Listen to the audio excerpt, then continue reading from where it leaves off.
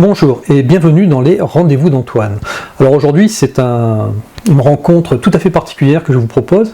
C'est celle avec Charlie Sanson que j'ai eu le plaisir de croiser cet été au domaine de la Salse alors qu'il allait donner une conférence lors des conférences estivales de la Salse. Et bien on avait prévu de se voir et de se faire un petit échange pour pouvoir en une petite demi-heure faire un portrait de Charlie, de ce qu'a été sa vie, parce que c'est un monsieur qui a plus de 90 ans quand même, donc ses passions pour l'ufologie, pour les enquêtes de terrain, mais aussi pour la musique, vous allez voir. Et ce qu'il faut que vous sachiez, c'est que Charlie va être un des auteurs de Génération Cité d'Or numéro 3. Il nous a fait le plaisir de nous proposer un article qui s'appelle Khéops, les secrets de la Grande Pyramide, qui sera sûrement en deux parties, tellement voilà, son article est fouillé et important. Bien, je vais vous laisser immédiatement donc, en compagnie de Charlie Sanson. Vous ne me verrez pas à l'écran, mais vous m'entendrez. Voilà, on était derrière le chapiteau de la Salse pour faire ce petit enregistrement, juste avant d'ailleurs sa conférence. C'est pour ça que ça n'a pas duré très très longtemps, parce qu'après il était attendu par son public. Allez, c'est à toi Charlie.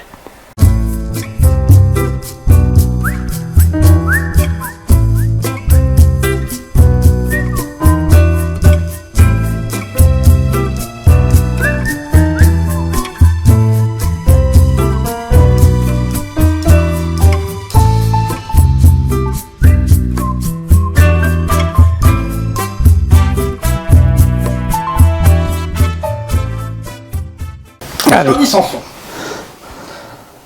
Moi, ça me fait plaisir de te rencontrer pour de vrai. Tu sais quand même que tu es une légende dans le milieu. Oh, quand même. Bah si, faut le dire. Est-ce que je peux me permettre de te demander ta date de naissance? Alors, je suis né le 7 avril 1928. 1928. Autrement dit, au mois d'avril dernier, j'en ai eu 91. C'est ça, 91 ans. Voilà, ça va. Je préfère dire 19 dans le désordre. Oui, ça marche aussi. C'est mieux, c'est mieux. Ça marche. Parce que on peut travailler sérieusement, mais j'adore l'humour quand même. Ouais, mais de toute manière, Hein? sans humour, on n'est rien. Oui, mais quelqu'un m'a dit récemment, tu sais, en France maintenant, l'humour est devenu une langue étrangère. Ah. Il est évident que quelquefois, ça passe à côté. C'est pas tout à fait. C'est pas grave, on a plaisir à en faire toujours. Pas tout à fait faux. Ouais. Et du coup, depuis toutes ces décennies, tu as dû voir passer un nombre d'auteurs, de conférenciers exceptionnels. Mais est-ce que finalement, c'est pas toujours les mêmes thèmes qui reviennent? Tu sais, quand tu regardes un petit peu aujourd'hui Internet, tu as l'impression de découvrir des nouvelles choses, et puis quand tu cherches bien, tu t'aperçois que dans les années 80, on en parlait déjà, et puis finalement, dans les années 50, on en parlait déjà. Quel est ton point de vue, toi, là-dessus? C'est évident qu'on a beaucoup de thèmes qui reviennent avec des évolutions, puisque tout évolue scientifiquement et socialement. Mais, par exemple, c'est dans les années 48 que je commençais à m'intéresser à l'ufologie. Et actuellement, l'ufologie, elle est toujours en pointe. Oui. Alors, années 48, ufologie, effectivement, c'est dans les années 47, il me semble, où vraiment on a commencé à parler officiellement des Foo Fighters, etc. Voilà, oui. Et est-ce que ta mémoire ou connaissance, ou peut-être même par rapport, je sais pas, à ta famille, tes parents, tes grands-parents, est-ce que tu sais si déjà, avant cette période-là, on en parlait? Ou est-ce que c'est vraiment un phénomène? Non. Non, parce que, je dois dire, quand j'avais 20 ans et que je m'intéressais dans un groupe d'ufologues, ça m'intéressait, j'allais sur le terrain, etc. On savait dans ma famille que je m'intéressais aux soucoupes volantes. À cette époque-là, c'était le mot qu'on employait. Les petits hommes. Et souvent, quand j'arrivais chez moi, on me disait « Alors, tes cerfs-volants, comment vont-ils » Je crois que dans le grand public, c'était ça. Il a fallu petit à petit que vers les années 50, on arrive à avoir une évolution parce que les gens ont pensé qu'il y avait vraiment quelque chose, entre guillemets, c'était l'expression.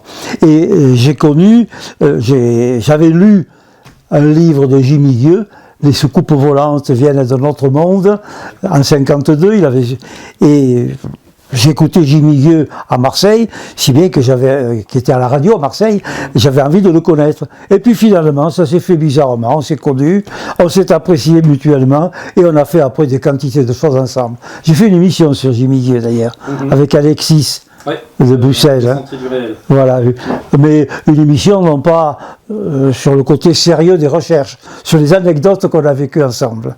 Et quand tu dis connaître des gens, j'ai connu des gens, mais quelquefois avec un peu l'autre côté du décor officiel, ce qui est très intéressant aussi, dans le milieu ésotérique et surtout dans le milieu spectacle. Parce que j'ai beaucoup fait de spectacles. Au final, toi, ton métier à la base, ta formation, quelle est-elle ? Alors, ma formation, ça a été une déformation. C'est-à-dire, quand j'étais gamin, j'allais à une école religieuse. On m'avait appris que Sodome et Gomorrhe avaient été démolis par le feu du ciel. Hein, on m'avait raconté des quantités de choses. Ça m'a amené, Élie enlevé sur un char de feu, ça m'a amené bien sûr vers le côté fantastique. Mais je me suis aperçu après quand même que on m'avait dit des choses qu'il fallait que je revoie moi-même. Et je suis devenu très critique. Je suis devenu très critique, si bien que tout ce que j'ai fait par la suite, puisque j'ai commencé à écrire, j'ai commencé par la chanson, le spectacle, puis tout le reste, mais je ne voulais pas faire quelque chose sans y être allé sur place. Et depuis, c'est pareil. J'ai traité beaucoup de sujets, mais il faut que j'aille sur place. Par exemple, sur le Bugarache, ici, ça fait 30 ans que je viens, que je reviens. Alors, quand tu dis la chanson, le spectacle, est-ce que tu peux nous en dire un peu plus? Quelles étaient tes activités là-dessus? C'était en tête d'affiche régionale, oui. Régionale. Tu sais qu'autrefois, les vedettes faisaient la deuxième partie. Oui. Et nous, les régionaux, nous faisions la première partie. Et il y avait un numéro de duettiste où je chantais, on faisait des claquettes, tu vois, ça a bien changé. Du musical. Du musical. Mais j'ai commencé, moi, à m'intéresser à la chanson. Je n'ai pas là, mais je te la ferai voir occasionnellement. Ma première chanson éditée, que j'avais écrite paroles et musique, a été en 1945. D'accord. C'était la lithographie. Donc j'ai commencé à écrire des chansons, à faire des chansons. J'ai eu la chance inouïe d'avoir des gens qui m'ont conseillé, notamment un ami de mes parents, Yves Favier, qui était un des paroliers de Fernandel, qui a fait Le Boulanger de Valorque, le film, que je connaissais très bien, et qui me faisait travailler. Si bien qu'à 14-15 ans, je savais rentrer en scène, je savais me servir des spots, des rideaux. Il m'a donné une technique. Et à 15 ans, j'avais, je peux dire, presque un professionnalisme que je n'aurais pu acquérir qu'au bout de 10 ans de travail.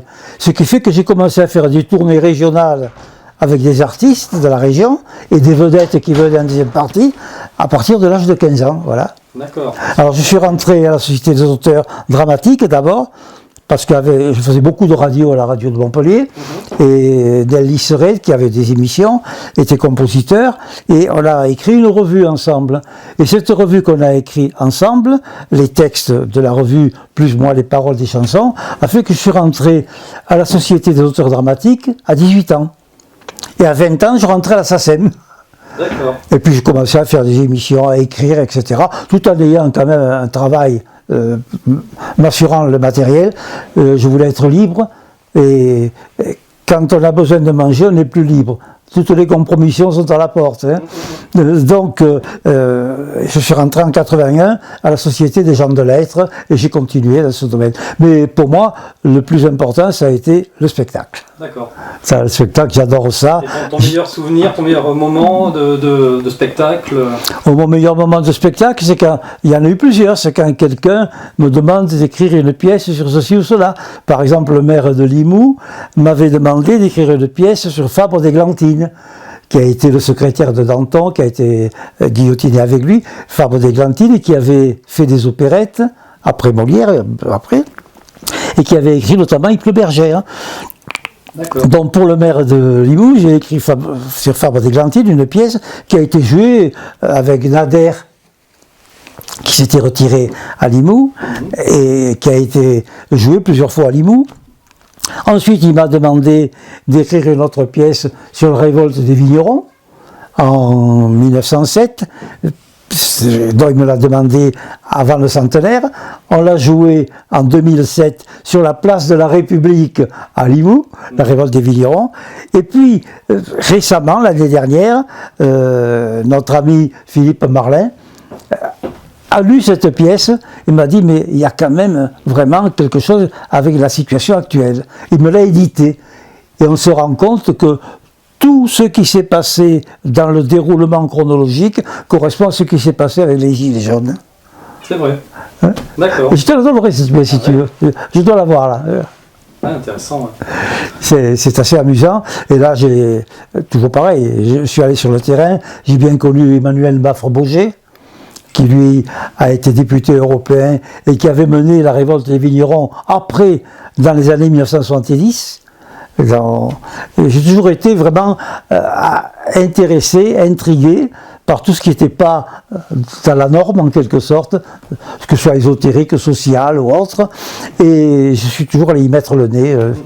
Et ça continue d'ailleurs. Oui, après, il y a quand même un pas entre la curiosité et puis où on cherche, on se renseigne, etc. Et puis après rentrer à corps défendant dedans, parce qu'à un moment donné, tu es complètement investi dans cette recherche. Ah, complètement, oui. Etc. Qu'est-ce qui a été vraiment l'élément déclencheur? L'élément déclencheur, c'est la curiosité. C'est la curiosité. On m'avait dit, par exemple, que Élie avait été enlevé sur un char de feu. La curiosité, je suis allé avec Jimmy sur le terrain pour voir ce qui se passait avec les ovnis. Il y a ce côté-là. Je me suis intéressé au début de notre civilisation, au début des religions, et bien sûr, j'ai trouvé que l'Égypte était la base de tout. Et j'ai fait plusieurs voyages à l'Égypte. Hier, il y avait sur la télé une émission sur Ramsès. Ça m'a rappelé qu'à Bout-de-Simbel, j'ai rencontré un gars qui faisait un peu le guide, mais sympathique, quoi. Un noir, un nubien, mais alors noir comme de l'ébène. On a discuté ensemble. Il m'a amené dans le temple d'Abou Simbel reconstitué. Il m'a expliqué comment il avait actuellement des soupçons sur la mort de Ramsès. Parce qu'on faisait des sculptures qui avaient été interrompues brutalement dans le temple d'Abou Simbel. Et alors, voilà un peu le genre que j'ai eu. J'ai eu une autre personne à Karnak, pour parler de l'Égypte, puisque c'est quelque chose dont on parle beaucoup maintenant. À Karnak, une personne qui faisait des guides, mais qui en fait avait son mari, qui était un grand ponte de la marine égyptienne, tout ça, elle le faisait vraiment avec son cœur. Hein. Et elle m'a amené dans une salle hypostyle pour me faire voir une colonne où j'ai retrouvé sur cette colonne toute la Genèse qui était gravée un peu différemment. C'était un potier qui faisait un homme qui soufflait pour lui donner la vie, alors que dans la Genèse, on le connaît, avec la terre, etc. Et ce qui est intéressant, c'est qu'à partir de là, cette sculpture qui représentait la naissance de l'humanité, elle datait de plus de 14 siècles avant Moïse.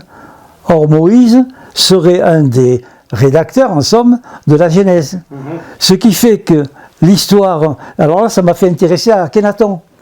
Parce que l'histoire du Dieu unique qu'Akhenaton aurait apporté, inventé en quelque sorte, repris par Moïse ensuite, l'histoire du Dieu unique était certainement enseignée dans les écoles de mystère de l'Égypte. Donc, ça m'a fait rechercher en profondeur pour voir qu'en Égypte, il y avait un côté monothéiste, alors qu'on voit des dieux, mais ces dieux sont le symbole de force de la nature. Et on voit des animaux, on voit des tas de choses. Si notre civilisation disparaissait, que dans quelques milliers d'années, quelqu'un retrouve nos cathédrales et nos églises, avec leur religion, ils en avaient quand même des dieux. Ils retrouveraient le cochon de Saint-Antoine, ils retrouveraient la colombe, ils retrouveraient le chien de Saint-Roch. Donc ils diraient, voilà, c'était pas du monothéisme. Donc j'ai repris tout avec le côté curiosité. Curiosité. J'accepte pas, je doute, et je vais voir sur place. Est-ce que tu connais les écrits d'Immanuel Velikovsky? Velikovsky, oui, les mondes en collision. Les mondes en collision, et oui. un livre sur Akhenaton aussi. Oui. Ah oui, il fait une recherche qui est... À Akhenaton, on sait très bien qu'à Akhenaton, par exemple, le psaume 104 que David chantait devant l'Arche d'Alliance, c'est une traduction d'un poème d'Akhenaton. D'accord. Et du coup, alors si on remonte, tiens, on est du côté d'Égypte, si on remonte encore plus loin, est-ce que tu t'es intéressé aux Sumériens? Alors, quoi? Aux Sumériens. Le sumérien, oui, mais c'est encore une civilisation de notre époque préhistorique. Ce qui m'a le plus intéressé, c'est la naissance de la civilisation en Égypte. C'est une civilisation qui est née au bord du Nil, ce n'était qu'une route de marchandises, de caravanes, il n'y avait rien, il n'y avait pas de sédentaires, il n'y avait rien. Et tout d'un coup, brutalement, sans qu'il y ait une évolution comme on retrouve partout, une civilisation a surgi. Et les Égyptiens eux-mêmes, de l'époque, disent bien qu'ils ont eu des initiateurs, Thoth, qu'ils ont eu des filles, bien sûr. Donc, pour moi, ça a été un déclic. Parce que si à cette époque-là, où il n'y avait aucune civilisation sur la planète, une civilisation a été importée en Égypte, c'est qu'elle est venue de quelque part. Donc j'ai fait des recherches qui sont à ce moment-là très aléatoires, hein. Il n'y a plus l'imagination, on ne peut pas aller sur place, sur ce qui avait pu se passer au moment des glaciations. Quand une civilisation comme la nôtre rencontrait une glaciation totale, eh bien sous la glace, on ne pouvait plus retrouver quoi que ce soit. Si maintenant on retrouvait un smartphone sous la glace dans 5000 ans, les gens diraient qu'est-ce que c'est que ce gris-gris, que cette amulette, par exemple. Et nous, on a fait pareil. On a trouvé des choses comme Stonehenge, par exemple, on a trouvé des vestiges qui ne sont pas à leur place. À partir de là, mon hypothèse, c'est qu'il y a eu des civilisations, l'Atlantide, c'est récent, c'est 20 000 ans, mais longtemps avant, à des milliers et des milliers d'années, il y a pu y avoir des civilisations qui ont été anéantis par les éléments, ce qui peut arriver, ce qui arrive périodiquement. Et si ces gens-là avaient une civilisation supérieure à la nôtre, ce que nous prouvent justement les secrets de la pyramide, si il y avait une civilisation avec des connaissances très importantes scientifiquement, il est possible que quand leur continent a été sur le point d'être englouti, des gens soient partis ailleurs. Et ça repose notre problème, c'est une cascade. S'ils sont partis ailleurs, parce qu'ils étaient aménagés, nous on veut aller sur Mars, on commence à y penser. Eux ont peut-être réalisé la possibilité de vivre dans le système solaire ou ailleurs. Il y a la question du temps, mais après il y a d'autres arguments pour ça. Et ça m'a donné l'idée d'un roman que je suis en train de faire d'ailleurs, Nos ancêtres reviennent du cosmos. Est-ce que ces extraterrestres dont on parle tant, est-ce que ce ne seraient pas nos ancêtres d'anciennes civilisations, réfugiés quelque part dans le cosmos, qui reviennent? Grand point d'interrogation, imagination, délire peut-être, mais je pense que c'est avec l'imagination qu'on fait, on fait suivre. Hein. Il a bien fallu que Léonard de Vinci parle d'avion ou que Jules Verne parle de sous-marin pour qu'un jour on invente l'avion et le sous-marin. Hein. Alors pourquoi pas? Tout à fait. Et tout ça avec quand même, sans trop se prendre au sérieux. Quand même une petite note d'humour. Il faut toujours. Voilà. Et donc, si on revient un petit peu à ton parcours, quelles sont les rencontres? Donc tout à l'heure tu as parlé de Jimmy Guilleux, est-ce que tu as fait d'autres rencontres comme ça qui ont été marquantes pour toi? Ah oui, j'ai appartenu aux ateliers Planète de Louis Powell. J'ai eu pas mal de conversations avec Powell, évidemment. Hein. Sur ce plan-là, bien sûr, j'ai rencontré tous les gens qui étaient avec les équipes de Jimmy, surtout de Marseille, avec les gens qui étaient dans ceux qui ont créé le magazine de l'Inconnu, auquel j'ai collaboré pendant une dizaine d'années, quoi. Donc j'ai fait des rencontres très très très intéressantes de gens de ce domaine-là. Mais j'ai fait encore des rencontres encore plus intéressantes dans le domaine du spectacle. J'ai fait des galas, j'ai bien connu Charles Trenet, Rick Azaray, je l'ai connu, je lui ai fait visiter Montpellier dans ma voiture, j'ai connu Dario Moreno, Au bateau Hein? Au Mont Bateau. Non, Dario Moreno, celui qui avait créé Don Quichotte, qui faisait Sancho Panza, qui avait une voix Jézabel. Hein? Et j'ai collaboré avec des gens qui ont enregistré des chansons à moi aussi. J'ai bien connu Fernand Sardou, le père d'Michel Sardou, qui avait chanté une de mes chansons également. Alors là, j'ai rencontré des gens très très très intéressants. C'est très éclectique quand même. Hein. Non, c'est ça qui est génial. Ça permet de voir un peu toute l'étendue. Alors dans le spectacle, j'ai écrit, j'aimais écrire et j'aimais interpréter. Autant la chanson que la comédie. Bien sûr, j'aimais vraiment être dans le bain complètement.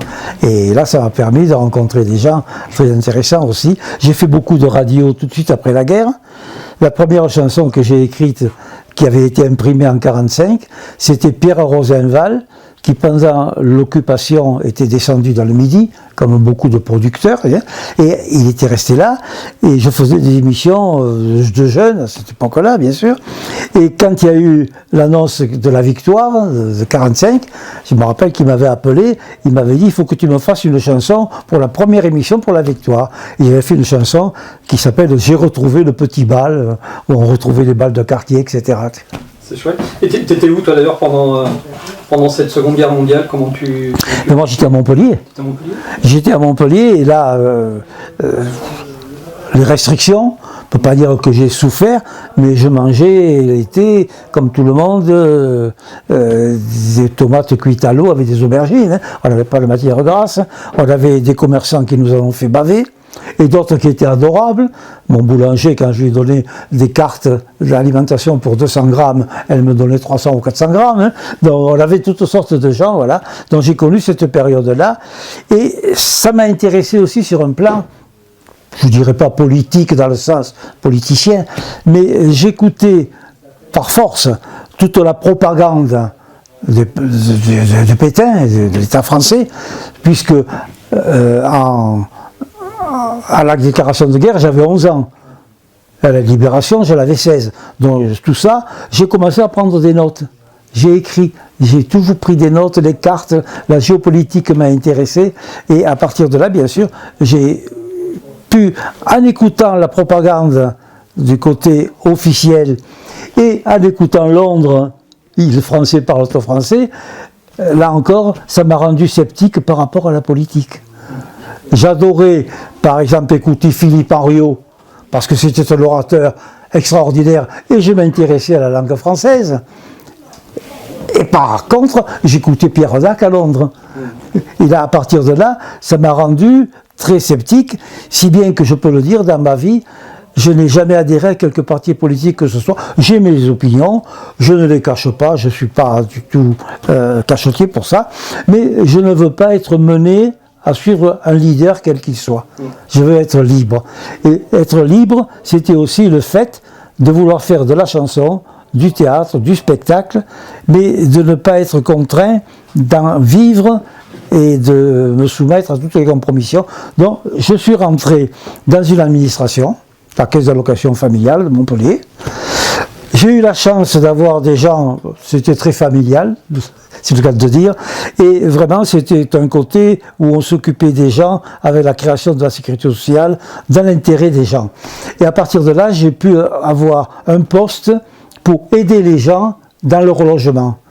Il y avait la crise du logement après la guerre, bien sûr. On a commencé à construire en France qu'en 1950. Et ensuite, il y a eu des gens qui arrivaient d'Afrique du Nord, Tunisie, Maroc. Et la crise du logement a été vraiment intense. Et je m'occupais de ce côté social. Ce qui fait que j'avais assuré mon côté alimentaire. Et le spectacle, la chanson, tout le reste, écrire, je pouvais le faire tout à fait librement. Si j'avais une chanson qu'on ne me prenne pas, elle restait dans un tiroir, tant pis. Alors que si j'avais eu besoin d'en manger,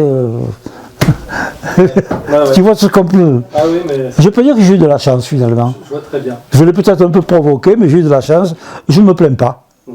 Et quel regard tu as aujourd'hui, du coup, sur notre société, restons dans le spectacle, hein, sur cette industrie du spectacle qui a complètement changé, on n'est plus du tout dans la même chose qu'il y a 40 ans, 50 ans, voire même il y a ouais, je dirais même fin des années 80, Ouais. ça a complètement changé. Moi, j'ai arrêté de faire de l'orchestre en 1900. J'ai fait des chanteurs animateurs d'orchestre aussi, de 51 à 66. Et quand arrivait la vague des yéyés, de la musique enregistrée, où on n'avait plus besoin de l'orchestre, on avait vraiment de l'orchestre enregistré. Donc j'ai vu toute cette évolution. Une évolution, c'est toujours pareil, une évolution technique, elle apporte beaucoup, elle enlève beaucoup aussi. Quand on se voyageait à l'époque de Molière dans des charrettes bâchées, cahotantes et tout, ça devait être très difficile. Maintenant, les tournées se font en TGV ou en avion, mais est-ce que c'est mieux? Je ne sais pas. Et quand on voit, par exemple, tu peux aujourd'hui sortir une chanson, la mettre sur Internet et puis finalement te faire entendre par l'autre bout du monde. Oui. Est-ce que ça, finalement, ça n'a pas un côté qui est artificiel? Artificiel, tu dirais? Je dirais artificiel parce que actuellement, c'est le côté économique qui prime. Un producteur verra un chanteur qui pourra plaire, du jour au lendemain, il en fera une vedette. Mais ce gars, il ne connaît pas son métier. Il apprendra après. Alors, on voit des gens qui sont déjà des vedettes et qui ne savent pas se présenter en public, qui n'ont aucun charisme. On voit des gens, par exemple, qui ont un micro à la main et qui se tiennent derrière leur micro, comme s'ils se cachaient de peur de quelque chose. Mais alors, le charisme, il n'y est plus, puisqu'on ne les voit pas. Donc, il y a ce côté-là, comme inconvénient. Alors qu'avant, un artiste commençait, à l'époque des guitaristes et ténors aussi, il commençait à apprendre son métier, il commençait à faire de la scène, et il enregistrait quand vraiment déjà les gens le demandaient. J'ai bien connu Maurice Chevalier quand même. J'ai connu Alibert. J'étais très bien avec Darcelise également. Enfin, tous les gens de cette époque-là. De Guel. François de Guel, c'est un ami également. Celui qui chantait Il y a le ciel, le soleil et la mer. Ouais, c'est François de Guel. Enfin, je l'ai connu pas mal. Et je pense que actuellement, il y a une facilité de démarrage, si on est introduit au bon endroit, bien sûr, avec toutes les compromissions financières ou autres que ça peut représenter, mais la carrière est courte. Avant, le gars, il apprenait son métier, et quand la carrière commençait, les Jacques Brel et compagnie, c'est des carrières, Aznavour par exemple, Beko, se traînait. Ah oui, tout à fait. Moi je titrais Higelin aussi, mais Higelin, je ne sais pas si tu l'as. Oui, voilà. Alors, donc il y a des avantages, c'est toujours pareil, une civilisation qui évolue, elle abandonne des choses qui étaient ringardes pour les gens qui arrivent, elle prend des choses, par exemple, moi quand j'écrivais une chanson, dans les années 50, si je voulais l'envoyer à des amis comme Darcelise ou autres, pour essayer de la faire chanter, il fallait que je la recopie, paroles et musique, j'en avais pour une demi-journée. Maintenant, je vais à ma photocopieuse, je peux en faire 50 et je les envoie. Ou mieux que ça, je les envoie par mail. Ouais. Donc, il y a des difficultés maintenant, mais à côté de celles d'avant, c'est tout à fait différent. On ne peut pas dire c'est mieux, c'est plus mal, c'est différent. Alors, on peut aussi faire le parallèle avec, si on revient sur le pan de la recherche de vérité, sur l'ésotérisme, etc. Aujourd'hui, on a tellement d'informations avec toutes les chaînes YouTube, bon, je fais partie. Oui, bien sûr. Mais qui sont de l'information qui est déjà prédigérée, où les gens prennent plus le temps de réfléchir. Prennent plus le temps de réfléchir. Nos politiques nous parlent de pédagogie, mais justement, quand on expose quelque chose, il faut le faire avec pédagogie. Il faut, quand on parle d'un sujet, ne pas se mettre au-dessus des gens. S'ils ne comprennent pas, il faut insister pour qu'ils comprennent. Je me rappelle, j'ai très bien connu Jean Noën, Jaboul, et je me rappelle que Jean Noën me disait, quand on veut avoir l'audience de la foule, il faut aller vers le populaire. Et lui, c'est lui qui a lancé Fernand Reynaud, que j'ai bien connu aussi. Donc, il avait des spectacles très populaires. Et dans un spectacle populaire où les gens venaient, parce qu'il y avait Fernand Reynaud ou des gens comme ça, les gens venaient, Jean Noën faisait dire des poèmes à lui ou de son père, Franck Noën. Il y avait un chanteur à voix, il y avait un musicien soliste, il y avait une scène de Molière. Les gens, ils ne seraient pas allés voir ça. Et lui, Il les leur imposait parce qu'ils avaient attiré par le populaire. Et j'ai toujours retenu ça. Il faut se mettre au niveau des gens pour essayer d'apporter quelque chose, de faire monter. Et c'est vrai dans la presse, c'est vrai à la radio, c'est vrai à la télé. C'est un peu mon... Alors tu as été aussi dans la presse, hein, à une époque tu avais ton propre magazine. Oui, alors ça c'est sur le plan de la danse. Voilà. Sur le plan de la danse, j'avais créé un magazine qui s'appelait d'abord Chaussons et Petits Rats. C'était pour le danse classique et les écoles de danse. Mais puis après, un de mes amis, Edmond Linval, qui avait été professeur à l'Opéra de Paris, m'a trouvé un titre. Le journal est devenu Pour la danse. Pour la danse, c'était plus général. Et il y avait 2 journaux de danse, celui-là, et il y avait les saisons de la danse. Et le directeur des saisons de la danse, on s'était rencontrés parce que j'allais à Avignon au festival chaque année, et on avait sympathisé, si bien que c'est le directeur de mon concurrent qui a interviewé Béjart pour mettre l'interview sur mon journal. Bon, voilà un peu l'ambiance dans laquelle j'aimais travailler. Est-ce qu'au final, c'est pas ça la bonne façon de faire? C'est-à-dire, à partir du moment où on est tous dans le domaine, il n'y a pas réellement de concurrence, et voilà. Chacun dans son domaine, et au contraire, plus on va s'aider et être collaborer ensemble. Et j'ai toujours œuvré dans cette mentalité. Bon, c'est pas une mentalité qui peut rapporter beaucoup. Ça n'a jamais été mon souci. Ça pour s'enrichir. Hein. Non. On s'enrichit différemment. Et je peux dire que je suis immensément riche, mais pas de dollars ni d'euros, ça fait rien. Alors, ça tombe bien qu'on parle de presse parce que tu vas participer aussi au magazine Génération Cité d'Or. Oui. Pour le numéro 3 qui sortira donc le 21 décembre 2019 sur un sujet que tu as évoqué au domaine de la salle. Tu as eu une conférence sur, on parlait d'Égypte tout à l'heure, hein, et c'est un sujet que tu vas développer un peu plus sur le papier, de façon à ce que les gens aient le temps de se poser et de réfléchir. Oui, parce qu'on parle beaucoup d'Égypte, je reconnais que c'est intéressant que dans la culture populaire, on introduise les problèmes de l'Égypte, et dernièrement, il y a eu quand même pas mal de bruit autour de découvertes de la pyramide de Khéops, où avec des techniques qui sont extraordinaires maintenant, on est arrivé à travers la pierre à déceler des excavations.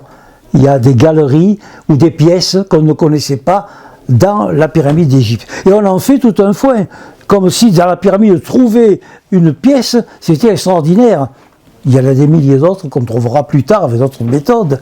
Mais ce qu'on ne sait pas, c'est que la pyramide, elle détient des secrets, des véritables secrets qui sont à la base peut-être de la science de notre civilisation, de notre culture. Et c'est pour ça que j'ai fait cette conférence en reprenant Khéops, les secrets de la pyramide. Je suis allé souvent sur place, j'ai eu un ami, Jean Groffier, qui a été fonctionnaire international, il a fait partie des créateurs du cahier de l'UNESCO. Il a été dans les équipes qui, entre les 2 guerres, ont photographié au magnésium pour la première fois la pyramide de Khéops. Groffier, c'est un ami, on allait chez lui avec des amis, et comme il s'était retiré dans les Cévennes, on passait un dimanche par mois, pendant 2 ou 3 hivers, on montait un petit groupe et il nous racontait quelque chose, ou sur l'Égypte, ou sur ses recherches, la pierre d'angle, etc. C'était fantastique, et j'ai enregistré toutes nos conversations. Alors là, j'ai des archives que j'espère qu'un jour quelqu'un exploitera, parce que pour moi ce sont des cassettes audio, et là c'est un trésor vraiment. Donc j'ai connu Jean Groffier, j'avais beaucoup de renseignements puisqu'il a écrit un livre qui s'appelle Khéops, le pharaon du début de la fin des temps, et Groffier m'avait tout indiqué, si bien que quand je suis allé en Égypte, j'avais déjà des connaissances un petit peu parallèles. Et j'ai rencontré des gens en Égypte qui m'ont encore apporté beaucoup de choses. Et je pense qu'actuellement, nous avons beaucoup à apprendre de la science qui est en Égypte, qui est mise à jour, qui n'est pas révélée dans le détail, mais on sait qu'elle existe par les pyramides, notamment la pyramide de Khéops. Et toute cette science-là, ça repose, ce dont on a parlé tout à l'heure comme question, qui l'a amené en Égypte. Ce n'est pas les Égyptiens qui ont inventé tout ça. ça c'est venu avant, donc de civilisations antérieures. Et mes recherches sont là maintenant. Eh bien, écoute, Charlie, je te remercie pour nous avoir partagé ce petit moment ensemble, Avoir fait un petit retour dans le passé. On te lira donc avec plaisir et avec passion sur ce sujet-là dans Génération Cité d'Or numéro 3. Et puis on espère te retrouver très bientôt sur Miasme TV. Bien, avec plaisir, avec toujours grand plaisir. Allez, merci, allez, bonne journée Charlie. Merci.